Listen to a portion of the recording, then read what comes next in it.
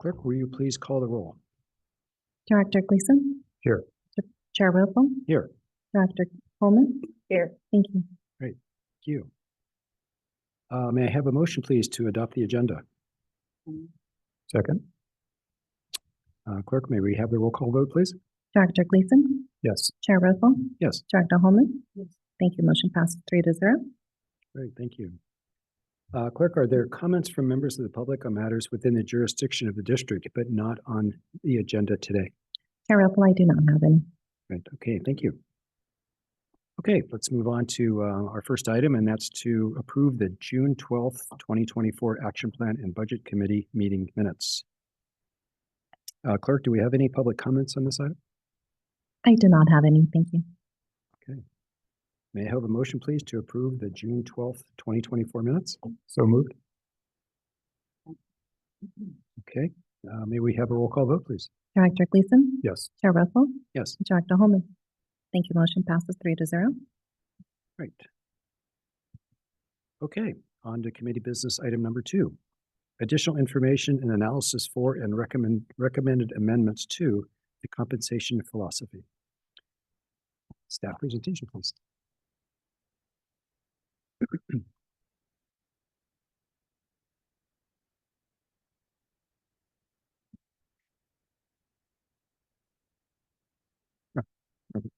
Good afternoon, Stefan Jaskulak, CFO. I'll be walking you through the compensation philosophy items for today, and we will start with a little bit of background to set the stage. We'll look at benefits and leaves, basically answering some of the questions from the board and from staff. We'll look at using median versus mean or average. We'll look at a little bit at living wage. There was a question about that, as well as personal consumption index. Then we'll move on to an update on the comparator analysis, an update on the compensation philosophy analysis with options. Then we will reveal the general manager's recommendation, look at fiscal impact, look at impacts of staff, and then finally look at the implementation schedule as well. And I also want to mention that there are 2 people from Gallagher, formerly known as Coffin Associates, on remote. That is Georg Kramer and Renate Tyner. So if I get stuck on a particularly deep question on statistics, et cetera, they're here to bail me out. So with that, as far as the background, basically, we as a district rely on dedicated staff to fulfill our mission, and we recognize the importance of offering competitive compensation and benefits, and that's both to attract and also to retain top talent. As you recall, on September 25th, the board received informational presentation on the district's compensation philosophy, comparator agencies, and some updates to consider. And that's why we're here today, to consider. The board asked questions and directed us, staff, to present additional information. We have that for you, and also a recommendation before returning to the full board. And then the information presented to the board on September 25th was also presented to staff during an all-staff meeting on October 2nd, and additional questions were raised during that presentation, and we've included that here as well. So to start off, sometimes there's questions about benefits and optional programs. This is the same slide as from September 25th, but you can see quite a few benefits that we do have. We actually have a pretty rich benefit program. Grouped in health and wellness, we have a strong retirement program through CalPERS and industrial disability retirement and 457 and 401A plans. We have flexible work arrangements and paid leave time, vacation, sick leave, personal leave, paid holidays, telecommuting, etc. And then we have a host of other benefits as well, like a 429 college savings program, tuition reimbursement programs, bilingual compensation, employee recognition, etc. And the ones in italics and asterisks were additions or enhancements to these benefits in the past 2 years. So under health and wellness, we enhanced the employee assistance program. We introduced the wellness program. For retirement, we added district contribution for certain classifications and the retiree health contribution as well. Under flexible work arrangements, paid time, etc., we added a holiday. So we've been enhancing these as we go along to remain competitive. And feel free to ask questions per slide. Stefan, since you offered, I have a quick two questions first. Mhm. At one time, and maybe this is to Candace or Rebecca, but at one time, we thought it would be good to make employees know or make them aware at least once a year of all of the benefits that we're supplying to them, Right. making available to them. Is that happening, or how do we do that? Or is that?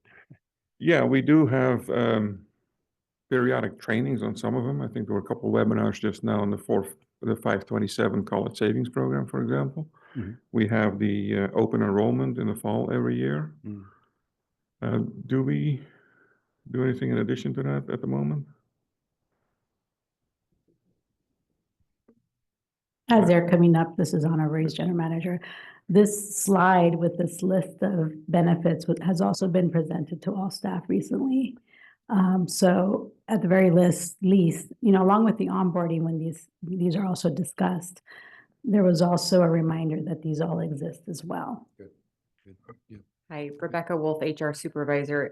Yes, I'll just reaffirm that, there's an onboarding process that includes, right now it's a matrix. It's not very pretty, but it does summarize to our new employees the benefits that we offer. We are currently working on a more enhanced, visually appealing brochure that puts all this into a comprehensive format for employees. I would also like to point out that on the pay stubs, there are columns that indicate for these various benefits, not all of them, but where there's an employer or an employee contribution. So employees can see what portion they're paying for benefits and what contribution the district is making towards their benefit. There are some other solutions and things that we're looking into with our benefit broker. I think there are ways to put together in a comprehensive way in like a one-pager for individual employees, that information that is on the paycheck to kind of highlight it for them. So I would say we do have a lot of the information available in different formats to our employees. Okay. Before you go, so that's great, but I know when I was employed, this was something I often completely underestimated how much was being paid by my employer or employers into this. So I encourage us to make sure that at least once a year that we have some kind of a reference, maybe during open enrollment or whatever. Okay. I think that's really helpful. My second question. One thing. Sure. The other thing, this is Candace, HR manager. The other thing that's important to note that in the same system where people put in their time card in Munis, it shows there's a breakdown every pay period of how much money is going towards your pay, how much the employer is paying. So as we're heightening or getting better technology and using technology, because we used to have just pen and paper time cards, now we're online doing that. It shows, you can get a snapshot of how much the employer is paying. But I hear what you're saying, Director Riffle. Oftentimes people don't know what they have until they retire. Right. And I remember one person saying, oh my gosh, all these benefits that I had, I didn't know I had. So, Sure. and people don't realize what they have until they need it. Yeah. So. Yeah, you're absolutely right. Right. Just then a quick follow-up. Wow, approximately 45% of base wages. That's impressive. And I was just wondering, is that typical, or are we out of bounds on that? Or is any idea how we compare to other agencies? Is that? In the past, several years ago, so I'm talking about 10 years ago, I used to use the 40% metric. So I don't think we're out of step with anything as far as that goes. We do have a little bit richer benefits than some others, Right. of course. Right. But I don't think it's out of line as far as that goes. It's pretty standard metric because it also includes the retirement contributions that we make. Right. And the health, and those are sizable amounts. Got it. Okay. Thank you. Any other questions? Yeah, along the same lines, is there any sense that some of these benefits are underutilized? and maybe we need to stress them more. Perhaps, I mean, every individual employee has different needs. So people would use different benefits in their own manner, the way that they need them, the way that it benefits them. I don't think, I mean, I wouldn't point any single one of them out to say, okay, we should look at that one to delete or anything, because ultimately it's a quilt patch if you look at the different benefits versus different employees.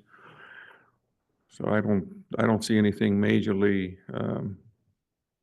underutilized or anything. I was thinking more in terms of communication around it rather than. Oh, to delete prop it them. up, to get more participation, for example. Right. Yeah. That's a good idea.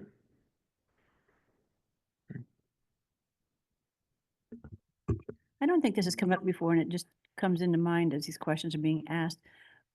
Does personal leave include maternity, paternity? No, everybody is allocated a certain amount of personal leave. It's 36 hours.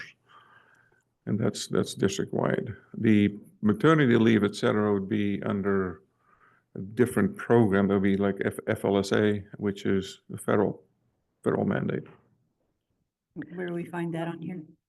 Here comes Candace. Yeah, I'm Hillary Stevenson, General Counsel. I thought I just put a pitch in here that we're in the process of putting some finishing touches on updating our personnel rules that apply to all employees in the agency. And that's where that type of benefit is described in quite a bit of detail. And as comes up every time we update these personnel policies, the district offers leaves that are more generous than what's required by law. So for the FMLA, Family Medical Leave Act, and there's a California equivalent to that, CFRA, the district provides a more generous amount of leave than what's legally required. And we always kind of go back and revisit that and feel like that's working from a policy perspective. So that will be presented to the board, I believe, in 2025 when we bring those updates to all of you. And that would be a good opportunity to talk through those additional aspects of the types of benefits that are provided to district employees too. That would be great. And even though it is federally mandated, it's great to have it included here so people are aware of it. And I know an entity that I am aware of got dinged by, excuse me, by dinged, I mean got accused of not having adequate paternity and maternity leave because it wasn't spelled out clearly. I'm sorry. So, and the other thing is bereavement, I think, is also a federally mandated thing. So if that's indicated clearly.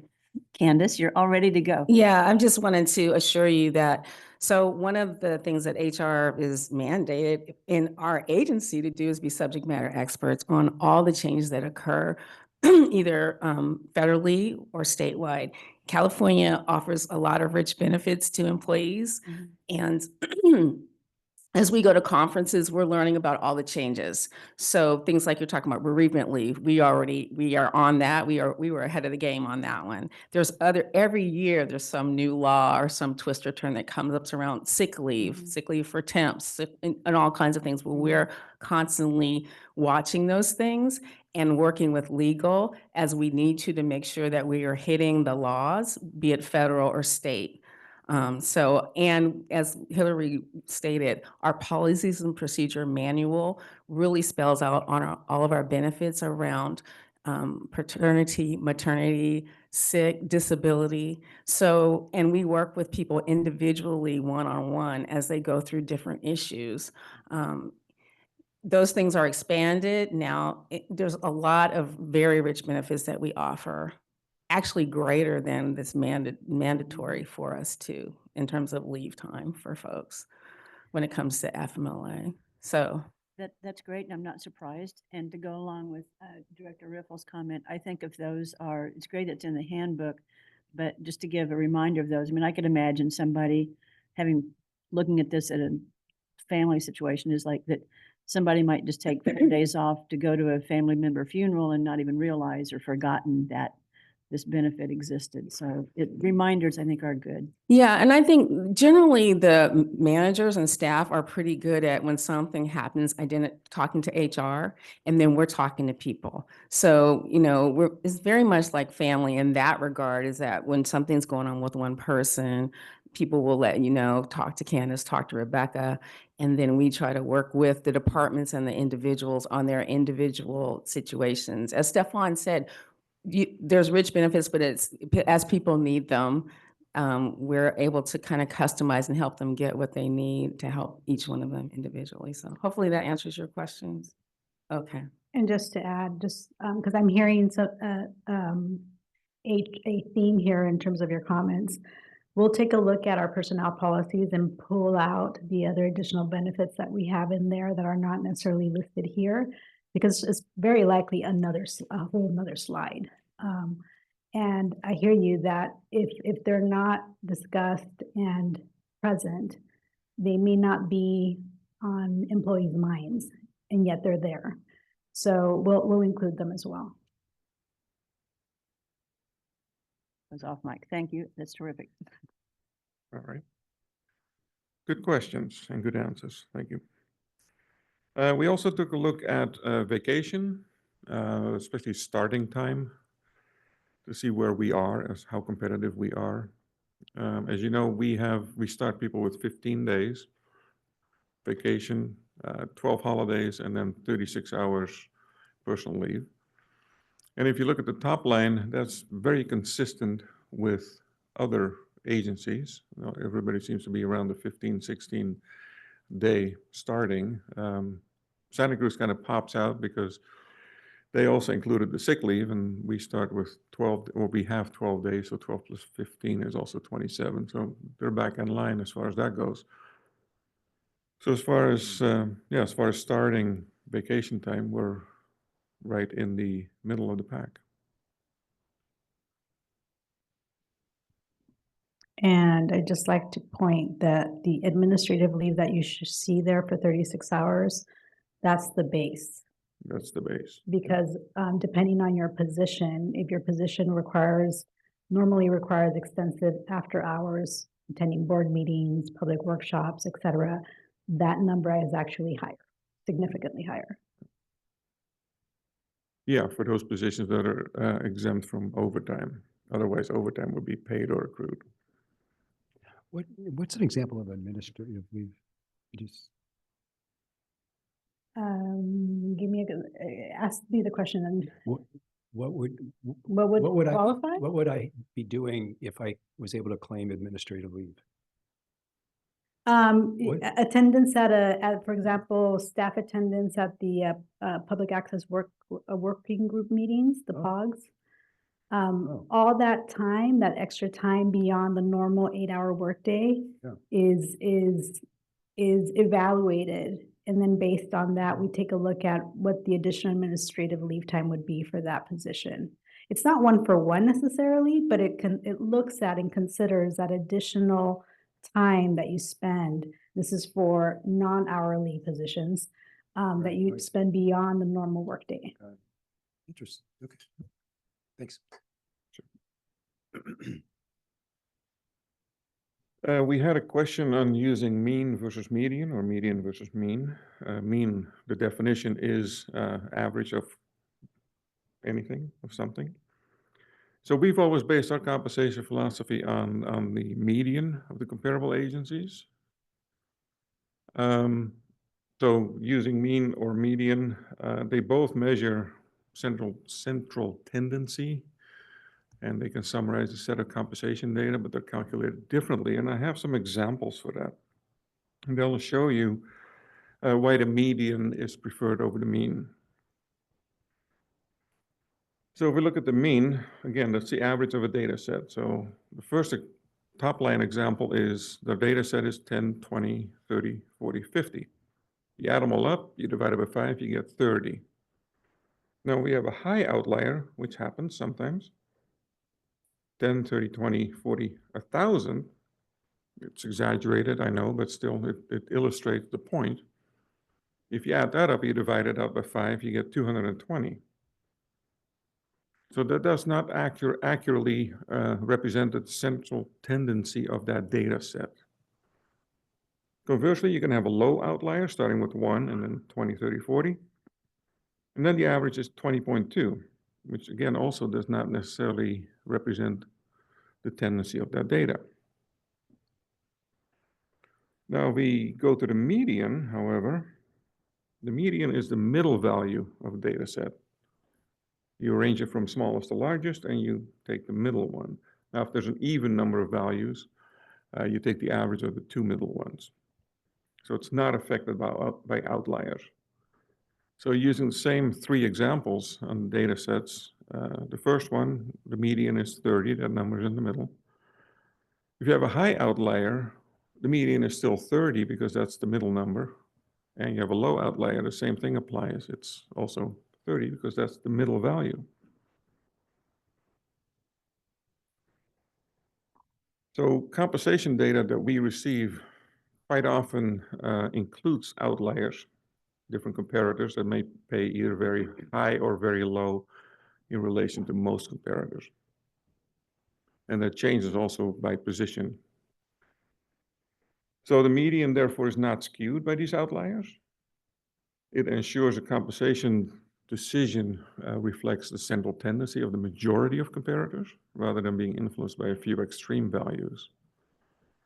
So while both are useful, mean and median, the median is preferred by compensation decision makers as basically industry standard because it's more accurate and a fair representation of typical salary.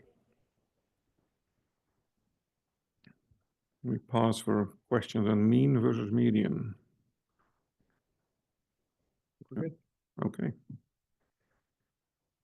Then we go on to the concept of living wage. So it was first, the living wage calculator was created in Massachusetts by MIT to estimate employee earnings or the living wage that a full-time worker needs to cover or support the costs of the basic needs of where they live. So it changes from state to state or region to region. It's geographically specific. It includes food, childcare, healthcare, housing, transportation, and other basic needs, as well as taxes in the various locales for 12 different family types. So based on the total package that we pay at the district, the contributions to healthcare and retirement, we pay over the living wage of individual workers. This is basically an alternative to the minimum wage, if you will. Maybe that's an easier example.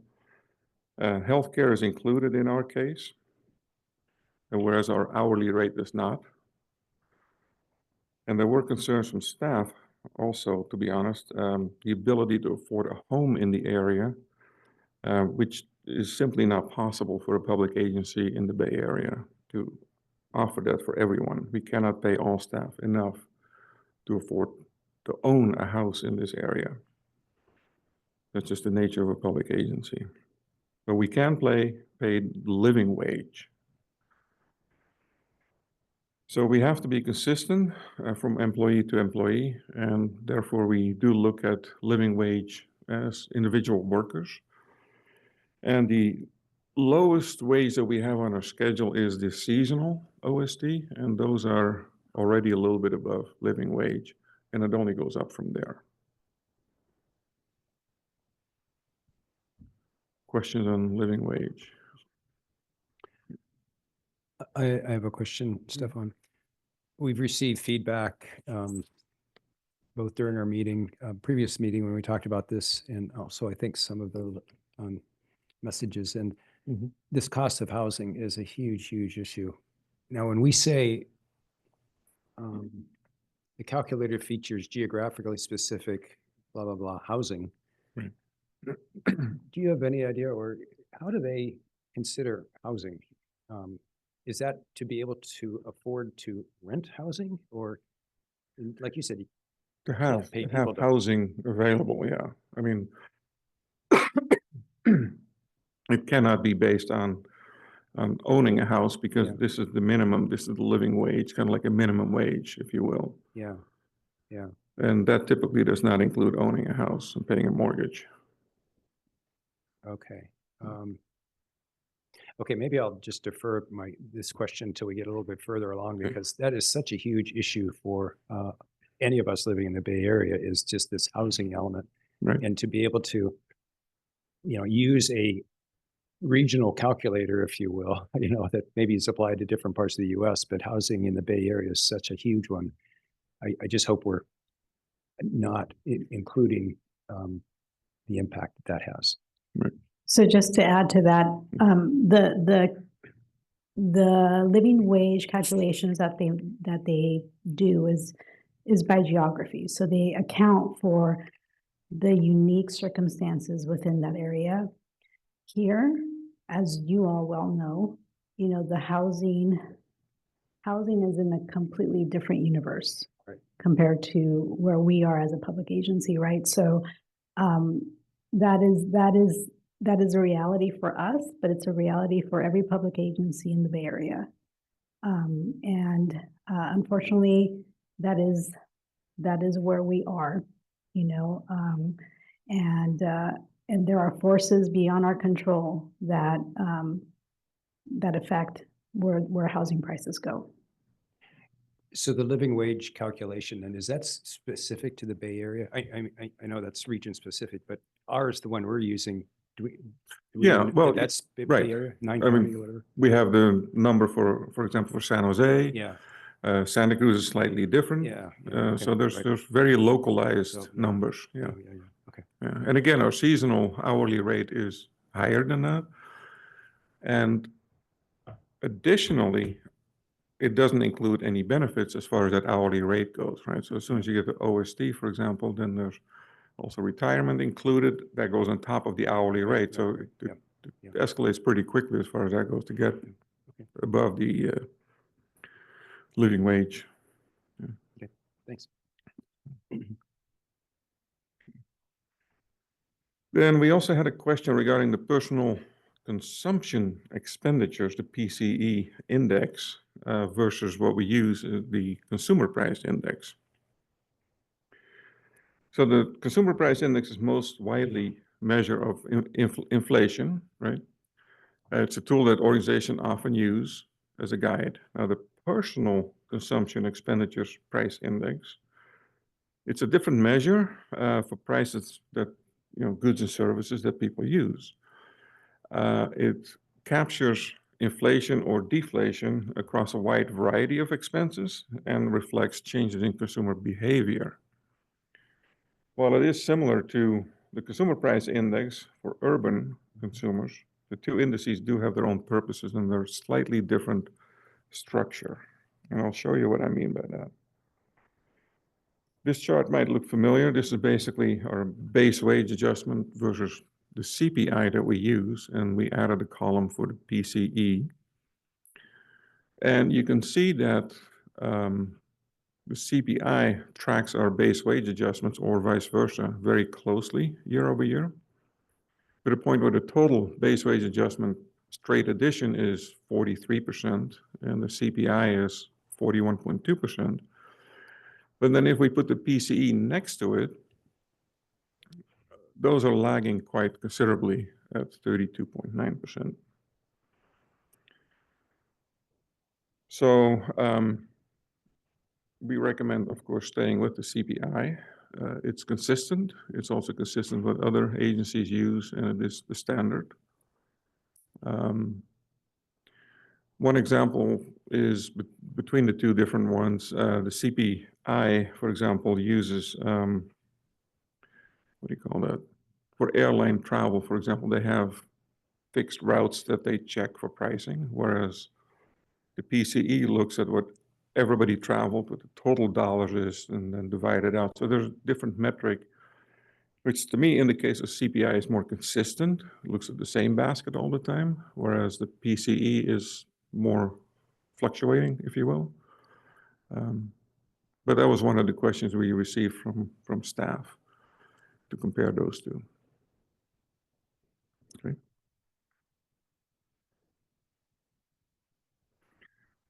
Compensation studies and comparator agency analysis. So compensation study is the process of thoroughly reviewing comparator agencies' compensation. And that's where Gallagher excels for us.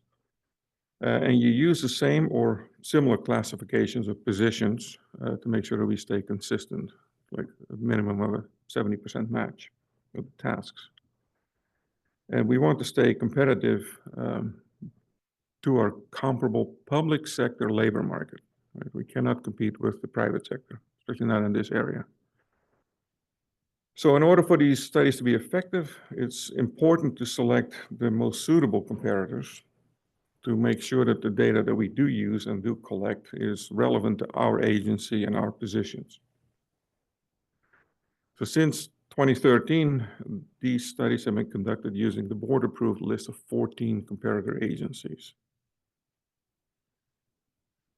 The initial comparator agency analysis was conducted looking at several indicators for the districts like demographics, financials, scope of services to develop that list.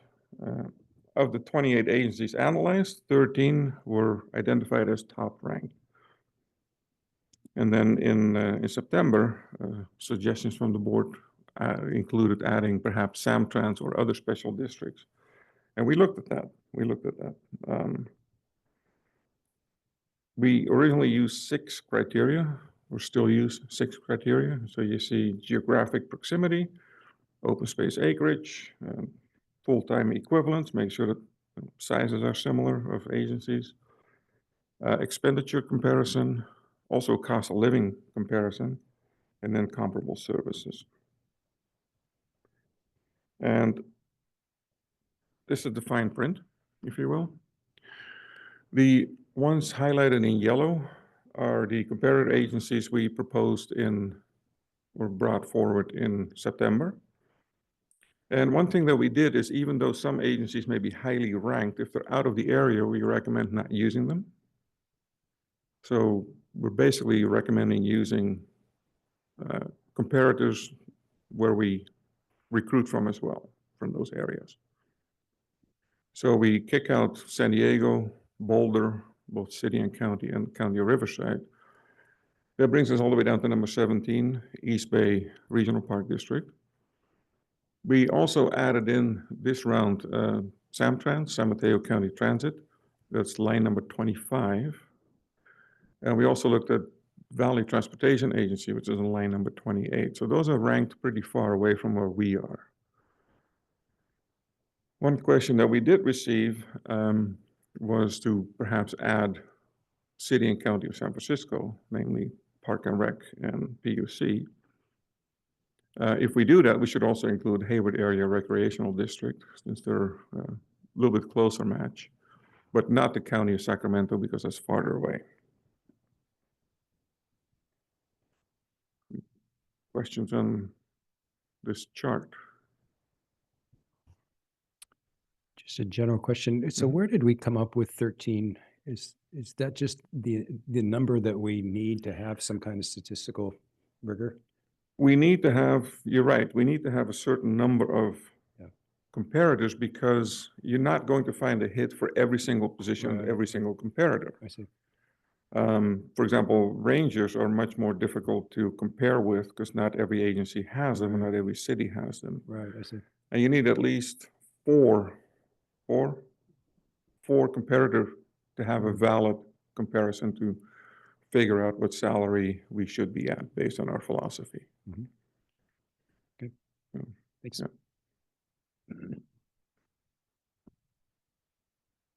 So the other thing we did is ask Gallagher to update the compensation survey that we conducted originally for the 12 classifications, and then include the next 2, which is Hayward Area Recreational District and then the City and County of San Francisco, for a total of 15 comparator agencies. And we originally did that with 12 sample classifications, and we're using the same 12. Those are different hierarchy levels throughout the organization, as well as different departments. So it's a pretty broad sample, if you will, across the agency. And you can see that using the original 13 or the proposed 15 doesn't really make a difference statistically. Currently, we're at 2%. If we go to 13, we're at 0.8, and at 15, we're at 0.4. Those numbers are tracking very closely.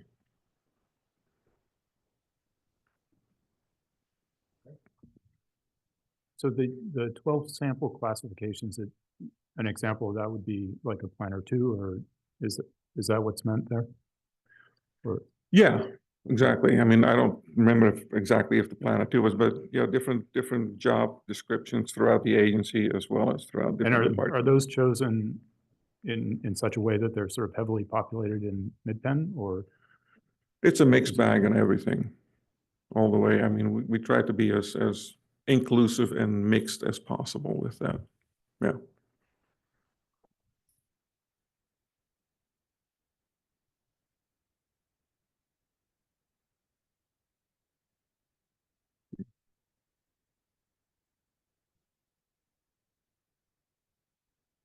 So again, September 25th, we had the presentation, we had this sample survey. We looked at the comparator agencies just straight without updating the compensation philosophy. So that's what I just walked through with you. And it remains true with including the other two. But the point was made, we do recruit from those areas. So there's a valid reason to include them. We do recruit from Hayward. We do recruit from various people live in San Francisco. So that is a valid point to include them. And we do have a little bit more hits on some of the more difficult to find positions comparators for. So we do benefit from that as well.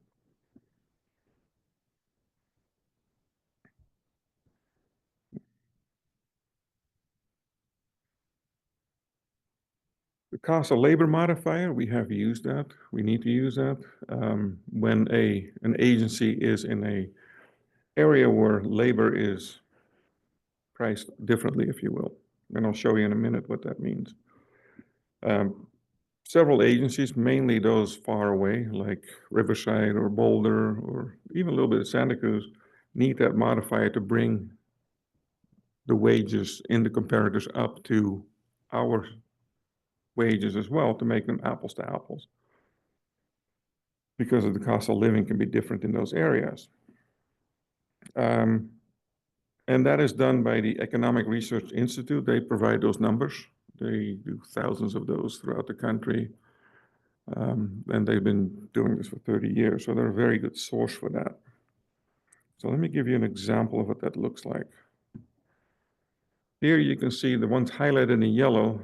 Those are requiring some modifier. And you could look at that as percentages, if you will. If you take the 100,000 column, for example, a Riverside, that would be 83,000, right?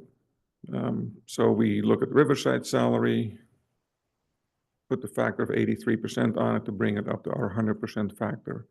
And that's how you can create or compare the various comparators, even if they're outside of your area. And that's also one of the reasons why we're tracking pretty closely, and it didn't matter as much when you change comparators because we have the cost of labor modifier to compare it to the local situations.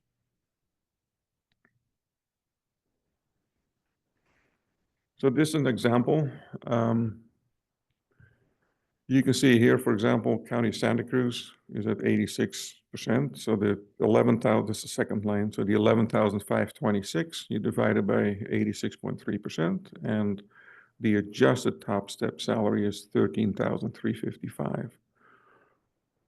Also with County of Sonoma, same thing. Sacramento, for example, Riverside, even Livermore, even though it may seem very close, they're not. They're out there. So that's how the cost of labor modifier is applied.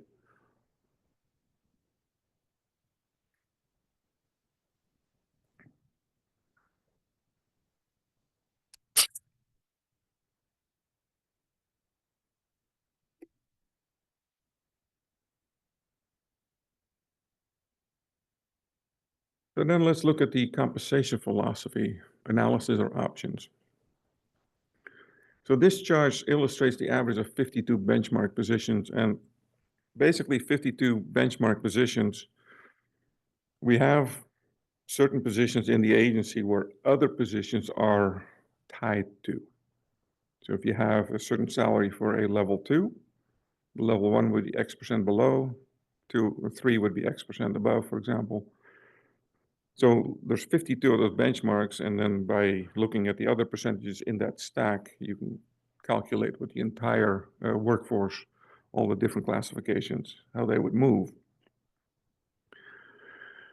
So there's two ways of doing this. In both cases, the median is the starting point, and then you can look at either percentile or median plus a certain percentage. So the top bar looks at percentile, and currently we're at 3.3% above, a little above the median. And at about 65th percentile, you see that it starts to be negative, a negative number, so that we would need to come up a little bit with our salaries to match that, to neutralize that. Okay, so if you look at the 75th percentile, the average salary across the organization would go up by about 2.8%. The same principle holds for median plus, but it moves faster. So if you look at median plus 10%, for example, that's 6.4%. That would be close to almost the 85th percentile if you look at the top chart, just for comparators between the two different ways of doing it. 15% gets close to 95th percentile.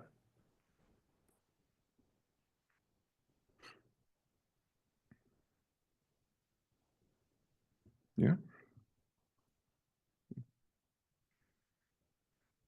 So the general manager's recommendation is comparing the benchmark agencies using top range salary, which is the same as it has been, but define a competitive salary as median plus 10%.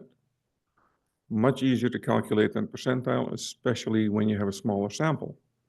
Median is easier to figure out plus the percentage than the percentile if you have a small group. Then also part of the general manager's recommendation is to include the 15 agencies that we just mentioned, so the 13 that were presented in September, plus Hayward Area Recreation and the City and County of San Francisco. Then furthermore, capture these changes within Board Policy 2.03, which are the employee guiding principles. Also, thereby eliminating the 60th percentile cap, because as you saw in the previous chart, median plus 10 is beyond 60th percentile. And also remove the practice of Y rating employees. Y rating is basically you would freeze if somebody is above our benchmark, if it's median plus 10 and they're already above it, you would freeze their salary. They would not get base wage adjustments or anything like that until the benchmark philosophy would catch up to their salary, and then they're growing again. And that would be for positions that have existing employees in them now. Existing employees, in other words. Say that again? That would be for existing employees. Right.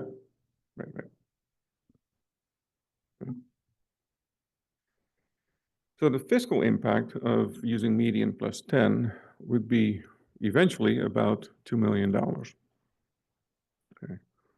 And then we also have some cost in the margins for changing the comparators, but that should not be that much.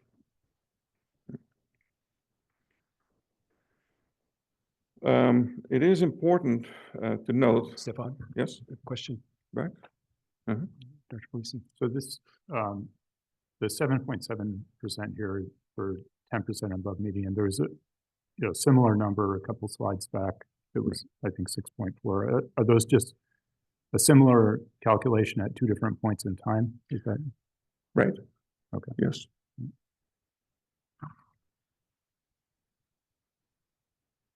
So it is important to note that changing our philosophy does not immediately result into an automatic increase to individual employees' compensation. Instead, we will ask Gallagher to complete the new comparison compensation surveys using the updated comparators with our new philosophy. And they can do this in about 3 months.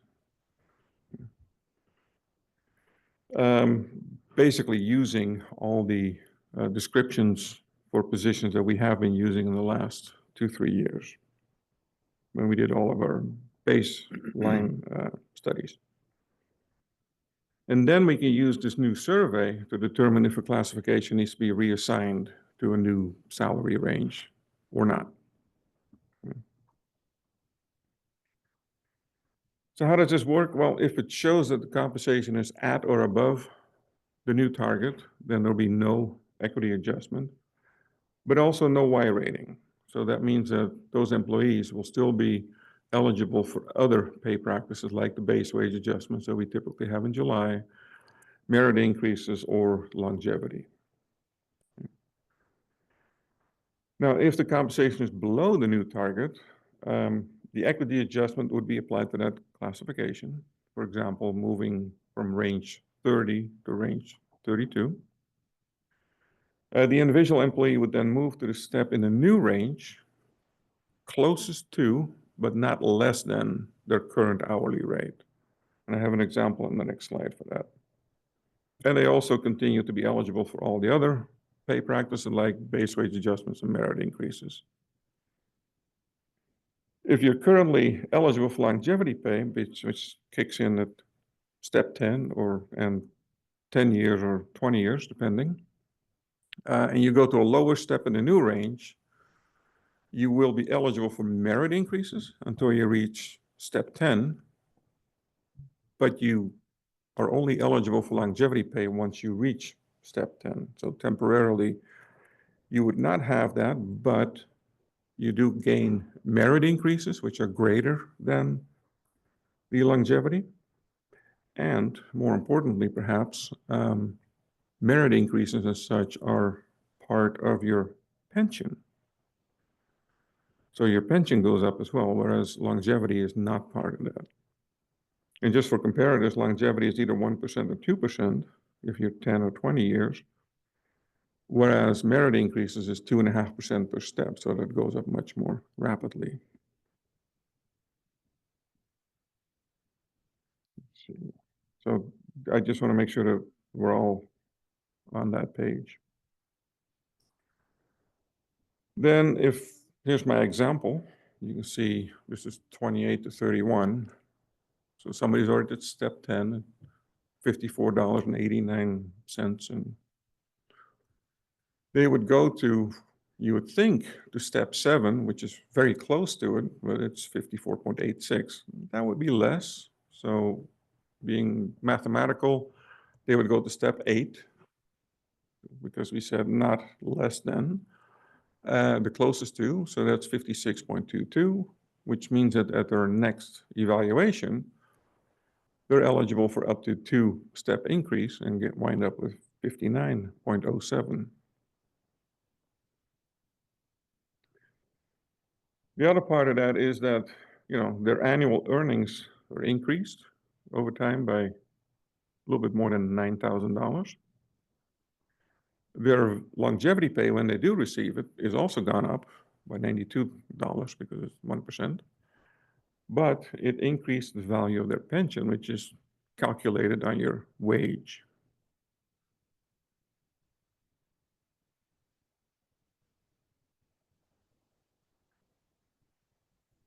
So as far as the implementation schedule goes, Question? Yeah, it's a comment really. It's like, so retirement's based on wage, meaning that longevity pay does not add into the retirement, just to be clear on that. correct, Okay. correct. You're right. Yep.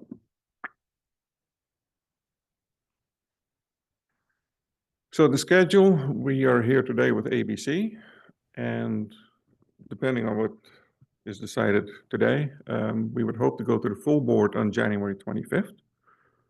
If the board then approves the changes to the comparators and/or the compensation philosophy, we would use February through April to work with Gallagher to conduct the new compensation surveys.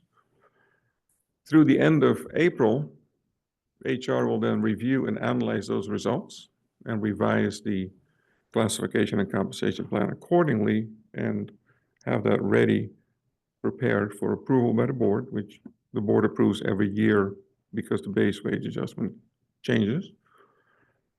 And then, the board considers those changes and make it effective July 1st. The other good thing about July 1st as well is if a classification does not change ranges, they still receive the 3% base wage adjustment. Right? So everybody's salary does go up on July 1st.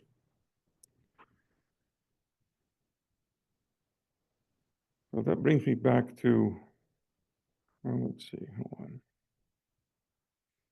I also want to note that we do have a reopener with the FEA. And we will also have a conversation with the POA. And we will try to apply the same timeline to represented employees as well. But because of that negotiation process, it may not be the exact same timeline. Wait, I'm sorry. Because I was going to ask when our contracts are up with each. Is that what you? Takes at least another year and a half or 2.5. Okay, so that's not the issue. Year and a half. No. So I missed the point you just made about POA and FEA. Well, the FEA had negotiated a reopener based on rumors that we're going to do this. Right? Oh, okay. Right. POA did not, but we will have a conversation with them, of I see what course. you're saying. Okay. Yeah. Okay. And that really brings me full circle to the general manager's recommendation. Median plus 10, 15 comparator agencies, eliminate the 60th percentile cap, eliminate Y rating. And then I give it back to you. Sure. This one? Mm-hmm.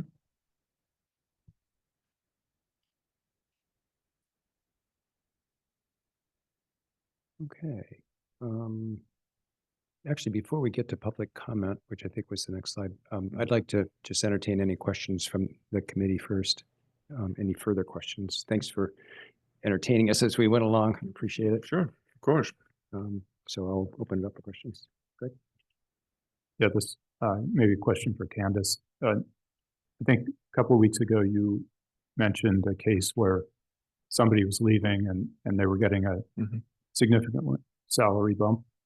And I think I understood that it was a sort of lateral move. So my question is really, how often when people are leaving is salary really the primary factor? And in those cases, is it common to have it actually be a lateral move?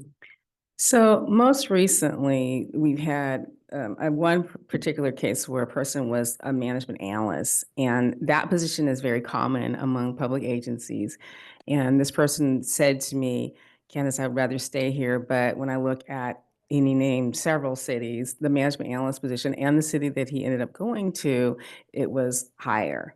And so occasionally certain classifications, particularly in the administrative positions that mirror other agencies, you can see that they're higher in the cities nearby than for the other positions. Often, though, people are jumping. We lost some other great talent for promotional opportunities. Like I'm thinking about Julie, and so those were clear promotions. The ones that give me the most heartburn are the ones when they're laterals. That's what I'm saying, because this person is right at their apex of like, oh, this is a promotable person and a position that can promote from. Most are not. Most of them are laterals, but most of them are promotions, but we do see some laterals. And that's where I think that this compensation philosophy can make a difference and make us more competitive. Does that? Yeah, and so you think that the median plus 10% would take care of Undoubtedly. a number of those cases? I think so, because that gives, and then we're also going to be doing some other things as a general manager and Stefan have indicated in previous sessions, like adding career ladders, looking at adding promotional opportunities for you know, in all of our departments, looking at that and studying that, working with a consultant. You know, we have to do this wisely. It's not, you know, because it's a whole compensation class and comp class plan.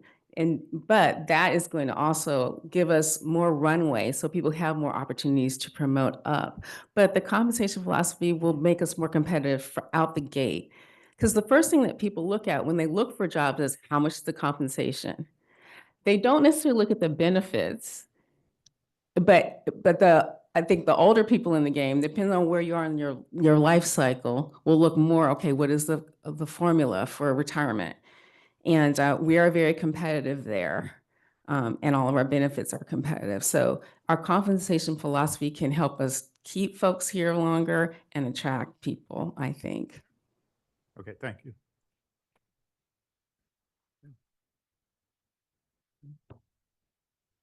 So you've probably heard me say this before, is like, I always feel like we're playing the, you know what I'm gonna say?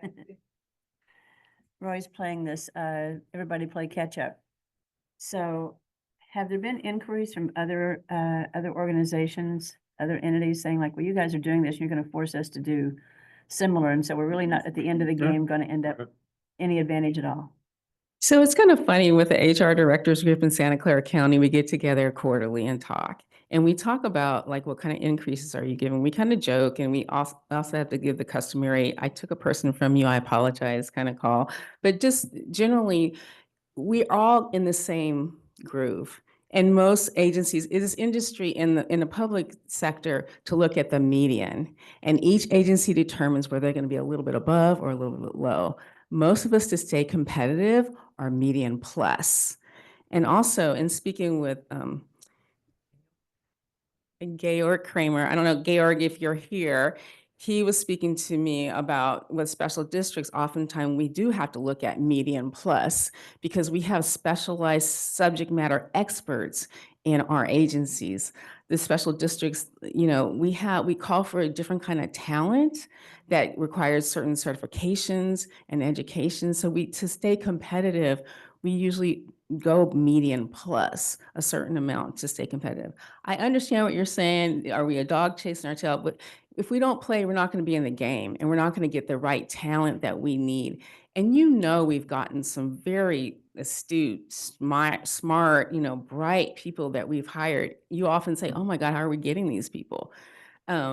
Part of it is because of our mission, but also because people want to be with other smart, bright people. So this is kind of adds on, you know, it helps us to attract because we already have a good workforce, but just getting this compensation philosophy will help us keep the folks that we have, keep growing them up in the department, and also bring other fresh talent in that's going to keep us competitive.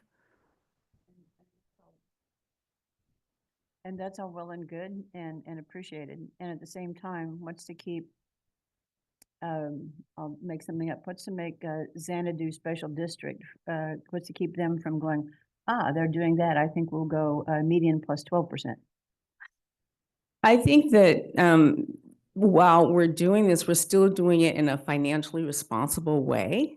So we are still, even though we're saying plus a certain amount, we're not doing anything that's out of the norm. A lot of nearby agencies have gone for, and I think looking at, Rebecca, we looked at that too. They're looking at the same amount, like 10% above. It's not something that's so astronomically above what other agencies are doing. So we're still in that pack. We're edging a little bit higher, but I don't see any agency just tipping it, you know, like, oh, we're just gonna like, I But don't see so- that happening. But so if We're so not, if we're still in the range, then what gives us the advantage? It seems to be like the 2 points are kind of countering each other. I don't know if you want to speak to that. Then. Well, what I was going to add is that we're not a big enough fish in all the comparators, right? The workforces of quite a few of our comparators are much larger. So we wouldn't be taking away that much necessarily, like city and county of San Francisco or even Mountain View and Sunnyvale. They have a multitude of employees compared to us, right? So you have to kind of take that into consideration as well, that we're not moving the overall needle that much that other people need to catch up, but enough that we can attract, retain. And it also doesn't hurt that we have a single mission, and it's kind of a cool mission. Mhm. That also draws a lot of people. So putting all the pieces together, that's why we're making the recommendation of medium plus 10. Okay, all right, thank you. I think there's an interesting point there that about the number of employees, maybe number of employees with matching classifications. That Mhm. when this comes to the full board, it might be interesting to have those numbers for the comparators. Good idea. We have it, so we can easily share that in the next iteration of this slideshow. Absolutely. Okay. So Mike, heads up, I'm going to ask you a question. Just a minute.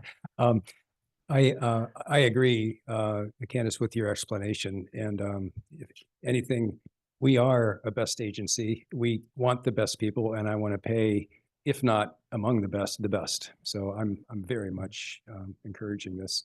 And I think it then, and this is where I get to Mike, but then you have to weigh that with the financial impact. And so, Mike, I think I saw a sentence in the report that said, we checked with our controller and he said it was okay. I just wanted to give you an opportunity to say your own words here.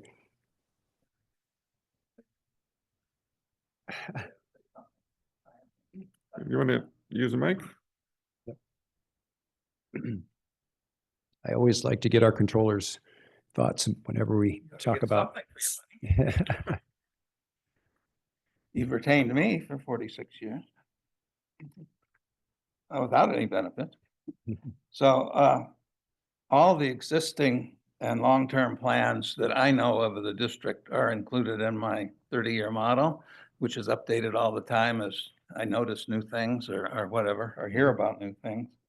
And as I think I've told you, the committee before, if not the full board, I think the full board as well, that the general fund revenue is strong enough in the model, even I think conservatively projected, to cover everything I know that we intend to do, and with some money left over, for doing something extra or different. Well, since then, the cost of the estimated cost of the new facilities, staff facilities, has gone up, maybe $5, $10, $15 million. Who knows what it's going to come out at, but higher than I forecasted before. And so that's cut down the 40 million or so that I thought was available, potentially available. And so if you add in this additional cost, which I've put into the model at 1 million the first year and then $500,000 each of the next 2 years for 2 million a year change, going forward, that eats up the rest of the 40 million. So the model now is that my projection's very balanced. It's everything is paid for, and so the model is still fine. It just there's no extra money now. But you can say that I consider this whole idea not so much hiring people, because I don't think that we have our salary structure seems to accommodate hiring people that we want, given the mission. But it tends not to retain a lot of some people, not everybody, but some people, because they get up to the maximum too soon. They're hired within our structure, but they're hired up near the max. Whereas they used to come in near the minimum, now they come in near the max. So within a couple of years, they're up to the max. So what can we do if we're going to retain them just on them for money, as opposed to mission or promotional opportunities or whatever? We need to move the max up so they have more room. The other thing that you could do, which I've mentioned and been shot down on, is making it smaller, the steps smaller up toward the max. We get them up to the max pretty fast, with our system, and I don't know how we compare to other people on that. Nobody wants to look into it, but No, we did. You did? Yeah. You didn't tell me. I didn't know you were going to be back. No, we looked at that in our area, and everybody applies a 5% merit Really? increase every year. Wow. Most of the times they only have 5 steps. We actually have 10 steps of 2.5% each. So we are applying the same Oh, methodology okay. as All right. yeah. Well, I would say one difference is, and this was mentioned before, how we're different in being so small, compared to some of those comparators like counties and stuff, that they have more promotional opportunities. And that's why I think this other thing that was mentioned about having ladders and, staff scientist type ladders, because promotional opportunities don't come up so fast here as at least they probably come up in the county or a big city. And so people are up against the max, whereas in the county, they might just get moved to a new structure and have a higher max on that. Whether it's a supervisory position or whatever, they just have more flexibility, I think, to make moves to retain people than we do in our current structure. But increasing the max is good. So the career ladder thing might help again, like planners and things like that, where we're not going to be replacing Jane, very often, but at least those people maybe have a way to go, that are very experienced, but that are at their max. Well, we can move the max up, but then maybe we can have another ladder where the real experienced, technologists or whatever can have a higher maximum as well to retain them. But anyway, the idea is that we don't really have, by my calculation, extra money in the general fund like I thought we did if we put this in. But I think that with retaining better employees, we'll make better use of the money that's in there, and get more output, good output for the money that we have. I mean, it's all retaining good employees. What could be a more important objective than that? And I think, as Stefan mentioned, that we're really too small to move the market. I mean, the fact, realistically, maybe there's a few specialized positions where us moving our comp, might affect somebody else, but I think that's pretty unlikely. So, let's see. I think that's all I had to say, but I have worked this through my model. Great. And I'm satisfied that it's completely affordable. Good. All right. Any questions for Mike? Thank you so much, Mike, for Okay. being here and for commenting. Great. I have a few questions, but comments and questions, but anything else from my colleagues? Okay. Let's see. I'm going to pick up on something Mike just said. We had, to me, in my days of working, and this is somewhat dated, but in order to really make money, you had to become a manager, and I remember the effort was to have a dual career ladder or dual career opportunity. And my question is, I know we have talked about this ladder idea, and not that we'd have to go into detail because I know that's off topic, but I think it's so tied to this. Is that something we'll be doing soon, or how can you give us an idea of? Yeah, I can try to answer that. We have already started looking at it, but in an effort to, as I like to say, not boil the ocean, we need to do this in phases. So this is one of the phases to look at the compensation philosophy and the comparators. Right. And the goal is to have that in exactly at the beginning of the next fiscal year. Right. Mm-hmm. By that time, we can tackle the career ladders in earnest. So first we need to work through all of this. It's going to be quite a bit of work.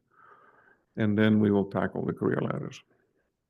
That'll be the next phase. And just to add to that, when we tackle the career ladders, it's going to take some time because we have a lot of different theories across the organization for all the different departments. And so we're going to be looking at each one of those and looking at how can we add career ladders, where can we add them, what levels can be included, et cetera. And so we're going to be looking at each department, looking at each series, et cetera, across the whole organization. Right. Okay. Okay, great. Thanks. Sure. So on that one, do we, as people go into management, is that differentiation still there, for example, across, say, planning, natural resources, engineering and construction, or does it become one ladder in management? It actually is one ladder in management. They are within the same salary range. I'm just wondering if if looking at it in this more complex way is overly complicating things, because I think a lot of times, for example, in the systems that I've been exposed to, the career ladder basically just mirrors, I mean, the individual contributor ladder mirrors the management ladder. Yeah, I can't say what it'll look like at the end, but we're going to be taking a look at that and seeing what makes sense for this organization. What do we see in our comparable agencies as well, and see how we can adapt and adopt that here.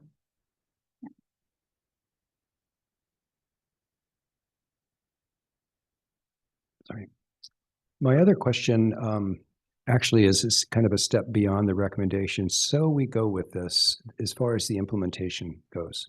And we've received some feedback from at least one letter, but I've also heard murmurs from others. And just the comment about, retroactive of do it now versus July 1. If I'm at 32, I should, stay at the same level going up type of thing.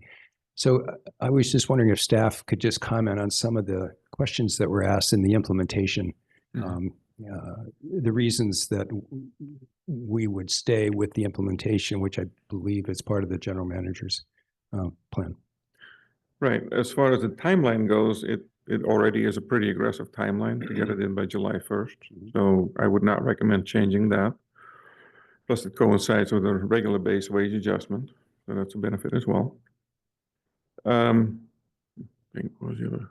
So, oh, retro. We have never applied retro anywhere as far as that goes. Plus, starting in FY26, people's salaries will start to go up if their ranges have changed per each evaluation anniversary. Everybody pretty much almost has a unique anniversary date because we do it based on the hire date or the date in that new role if they've been promoted, as opposed to everybody on July 1st or whatnot.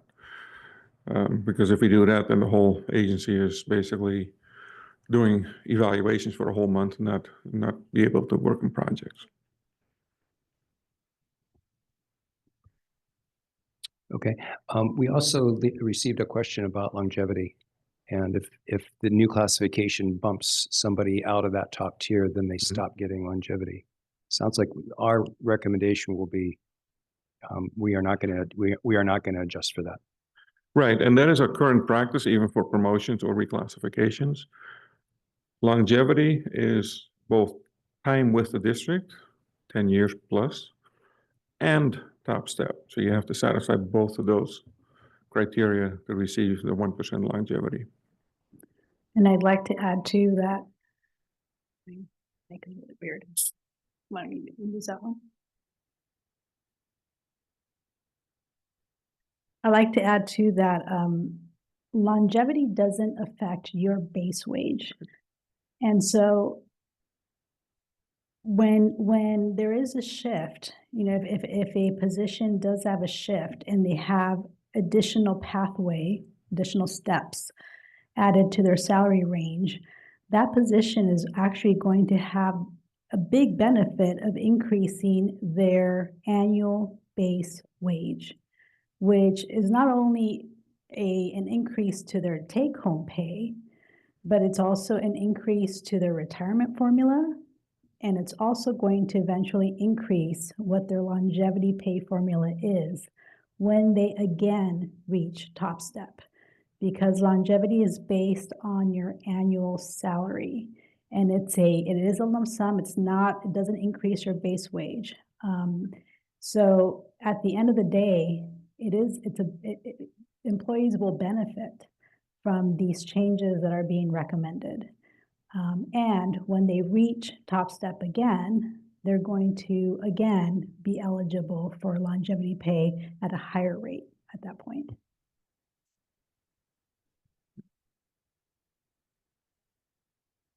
How does it work if somebody reaches top step in their category, their expertise, So they're eligible for longevity pay. But then they get promoted to another position Mhm. at a higher pay. How does longevity pay kick in, or what happens to it? So longevity pay would not kick in until they reach the two requirements, which is worked at the district at least 10 years, and then reach the top step of the salary range in which they are in. So if they promote, now they're into a new salary range and they're moving up the ladder, if you will, until eventually they reach top step again after so many years of being within that classification. And then again, at that point, they're eligible for longevity pay. No more increases in steps, but longevity pay. So I'm missing something here. So if they're in category A, they reach 20 years, let's just say. 20 years, so they get longevity pay. But then they get a promotion into another tier, let's just say in B.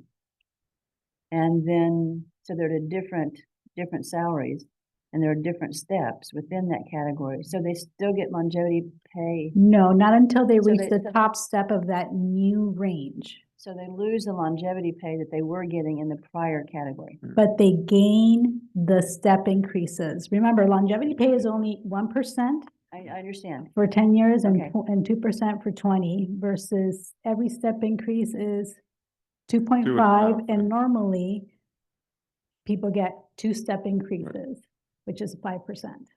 Okay, all right. So they lose the 1 or 2%, but they gain they gain the salary increase. So, okay, I just want to make sure I knew what happened So, to that. so at the end of the day, it's still a It's bigger still, increase. it's still a bigger increase. I Yeah. just want to make sure what happened if there was a vanishing longevity pay, which there kind of is. I guess temporarily until they Temporarily, reach yeah. top step Yeah, again. got it. Okay. I just want to be clear on that. Thanks. Great, thanks. My other question is actually in the proposed changes to the policy wording. And if you go to guiding principle number 6, and I just want to make sure that I understand this new phrase that's added. It says, to that end, the board grants the general manager authority to adjust base wages for a classification or classifications to allow for appropriate internal alignment between classifications, so long as those wages are not below median plus 10% of the comparator agencies.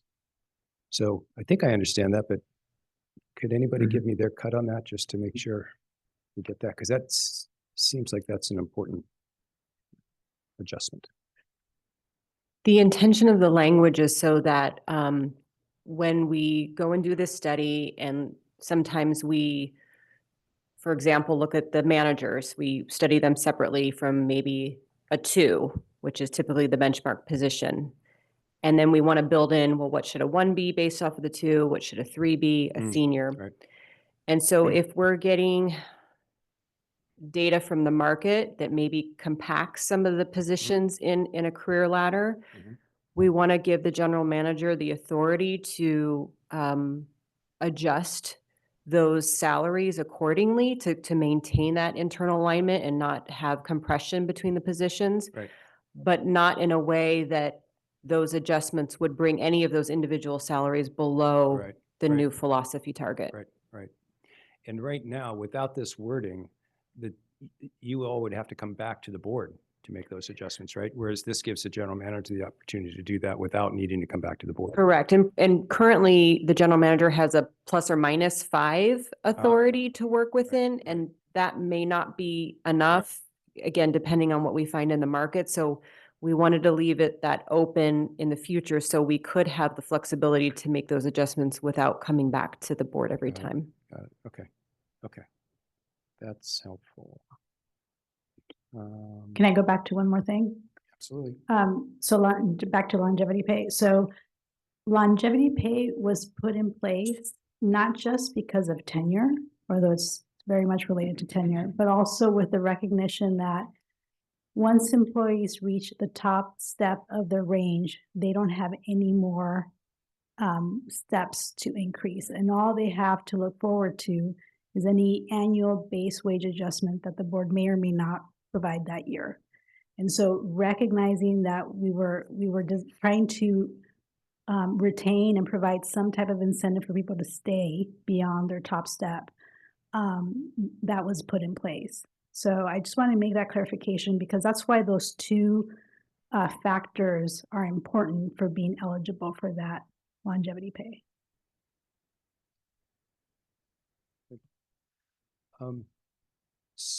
So overall, I for one, I'm going to support the general manager's recommendation.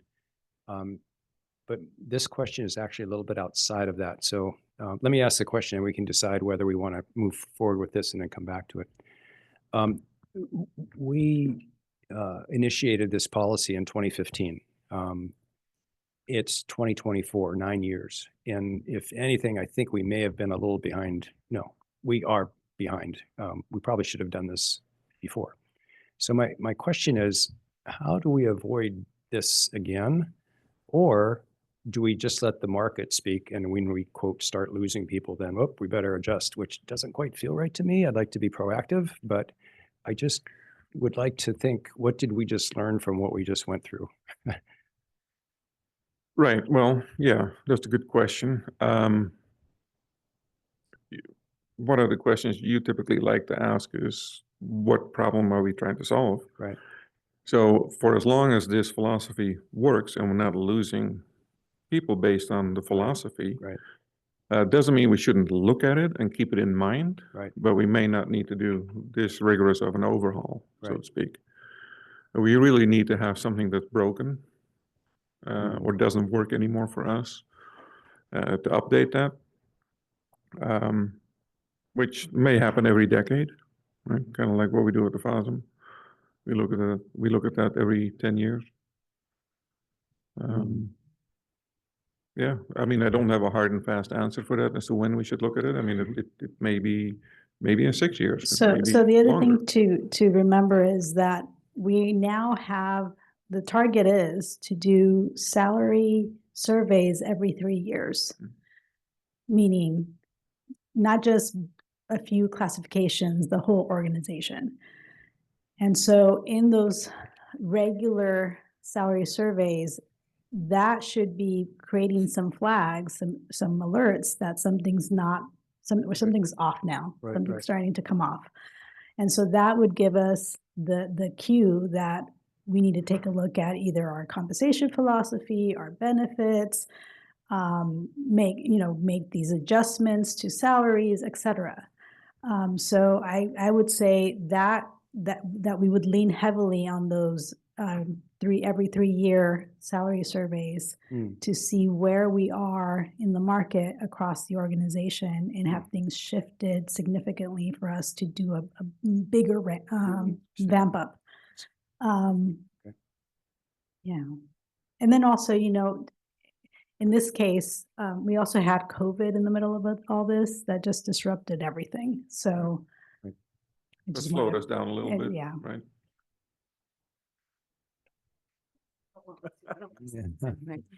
So one of the other things that we're doing is we're tracking metrics for our vacancy rate, our retention, and the laws are asking us to do that, So a lot more, we're looking at things a lot more closely with a more critical and analytical eye as we onboard and offboard people. So, and now you guys are annually getting our numbers around retention rates and things like that. So I just think that we've gotten a lot more astute at watching what's going on around us with our environmental scans as well.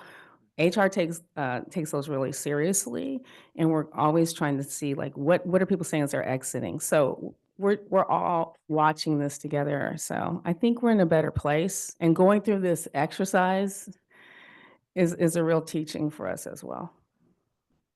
And I just have to stress too that those career ladders that we're going to add, I think it's going to make a huge impact. Great. All right. Any other questions or comments from my colleagues? No? No? Maria, do we have any comments from the public? No, we do not. Surprised. But okay. Okay. So with that and our discussion, I think we're ready to consider the general manager's recommendation.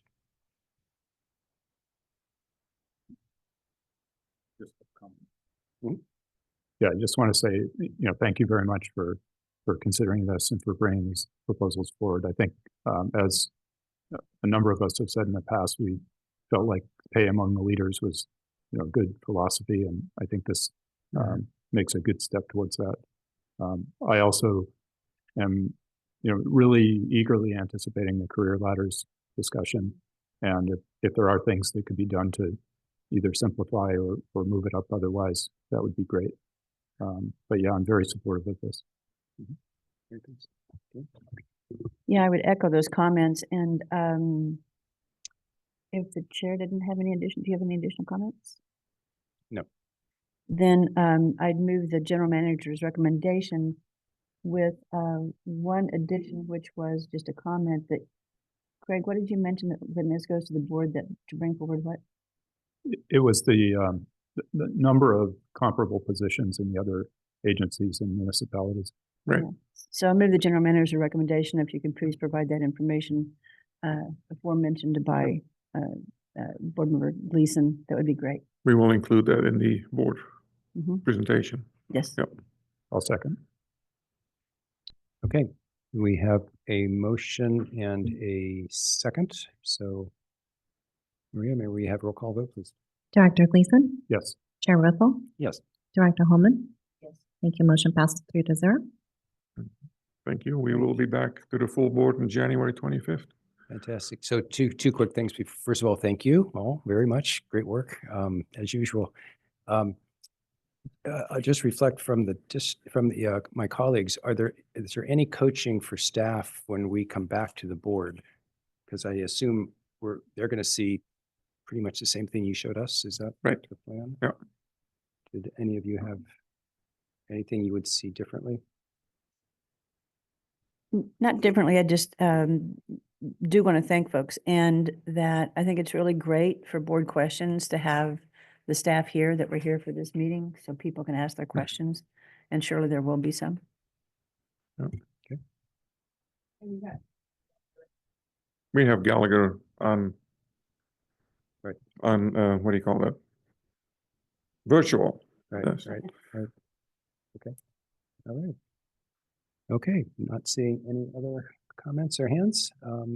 We're done. Thank Okay. you. Thank Meeting you. adjourned. Thank you.